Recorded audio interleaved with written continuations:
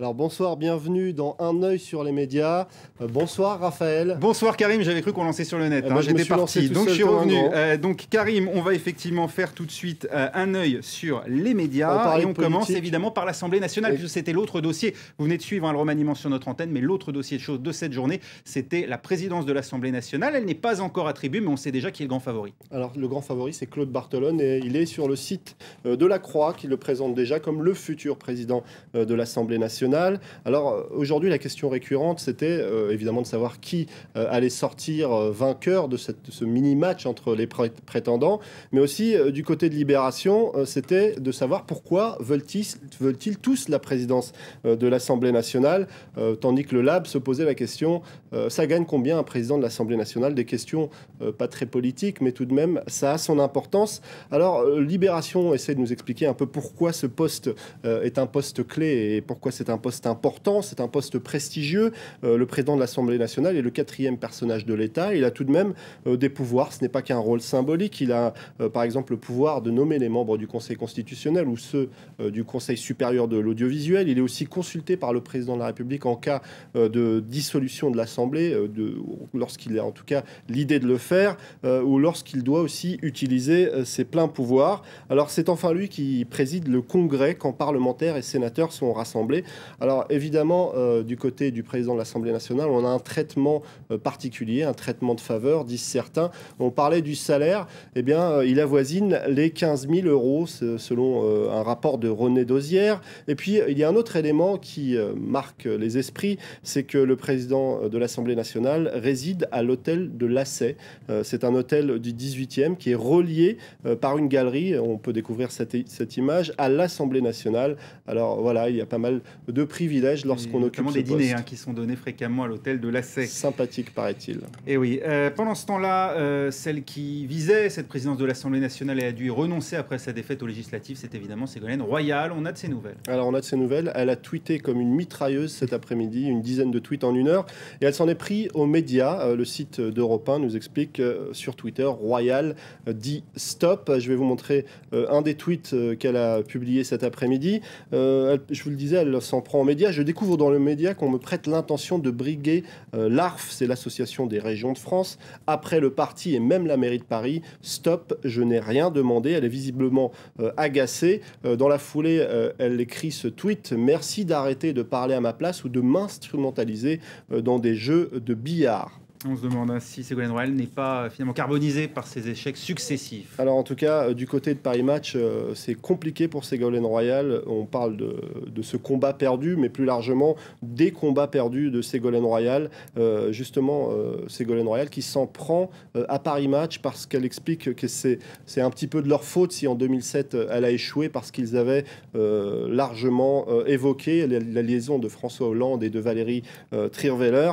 Alors je vais vous montrer aussi cet article d'Atlantico avec un article signé Yves Deray. Pourquoi Ségolène Royal devrait arrêter la politique? Alors en gros, il dresse un petit peu le bilan depuis 2007 comme autant de raisons d'arrêter la politique pour Ségolène Royal. Il rappelle qu'en 2007, elle avait échoué à la présidence de la République. Elle avait été battue en 2008 par Martine Aubry, on se souvient, dans des conditions rocambolesques pour la direction du Parti socialiste. Elle a été largement battue lors des primaires socialistes en 2011, et puis il y a eu ces législatives où elle a été éliminée par un inconnu, et puis finalement cette impossibilité de briguer la présidence de l'Assemblée nationale. Tout ça, c'est des raisons suffisantes pour Yves Deray pour que Ségolène Royal se pose clairement la question de la suite de sa vie politique. En tout cas, elle a tweeté un tweet qui est plutôt du genre I'll be back. C'était dans l'après-midi: je me reconstruis et je fais mon travail en région, et à la rentrée de septembre, je verrai, je n'ai rien demandé et je ne demande rien. Agacé aussi, Karim, un ancien président de la République. Alors on en parle pas mal de cette histoire, de ce livre que Nicolas Sarkozy n'a pas franchement apprécié. On en parle notamment sur le site Arrêt sur Image. Je vais vous montrer la couverture de ce livre qui s'intitule Le monarque, son fils, son fief, signé Marie-Célie Guillaume. Alors c'est un roman à clé avec des personnages qu'on reconnaît assez facilement. Alors le roman s'est vendu à quelques 100 000 exemplaires. Il oscille entre fiction et réalité. C'est vrai qu'on reconnaît assez facilement les personnages. Le monarque, derrière lequel on devine Nicolas Sarkozy. Il y a l'Arménien, c'est Patrick Devedjian, le président du conseil régional des Hauts-de-Seine. Et puis le dauphin, Jean Sarkozy. Et enfin les Thénardier, le couple Balkany, incontournable dans la vie politique du département depuis très longtemps. Alors pour promouvoir son ouvrage, Marie-Célie Guillaume, je vais vous montrer son visage. Elle est aux côtés de Patrick Devedjian ici, a fait le tour des plateaux télé. Et il y a un épisode qu'elle a relaté devant des journalistes de Canal+. Elle décrit les faveurs sexuelles que Nicolas Sarkozy aurait exigées d'une élue locale venue solliciter une subvention. C'est en particulier cet épisode qui a énervé le président de la République. On dit qu'il veut la peau de Patrick Devedjian parce que l'auteur de ce livre est sa directrice de cabinet. Puis enfin, comme chaque année au début de l'été, ici en France, on célèbre ce soir la fête de la musique depuis 30 ans. Mais enfin, la France est-elle vraiment le pays de la musique? Alors, c'est une question qu'on se pose du côté du Huffington Post. Olivier Bellamy est journaliste et animateur radio. Et il signe un article intitulé « Pour une vraie fête de la musique chaque jour ». Pour l'auteur, en fait, la fête de la musique masque un cruel manque d'une véritable éducation musicale pour tous en France. Et puis, on va parler plus concrètement de cette fête de la musique sous la pluie. Et du côté des médias, on n'a pas été très imaginatif. La plupart des titres évoquent cette pluie qui s'est abattue sur la région parisienne. Fête de la musique, les annulations pleuvent. Du côté de France 3, fête de la musique, annulation en cascade.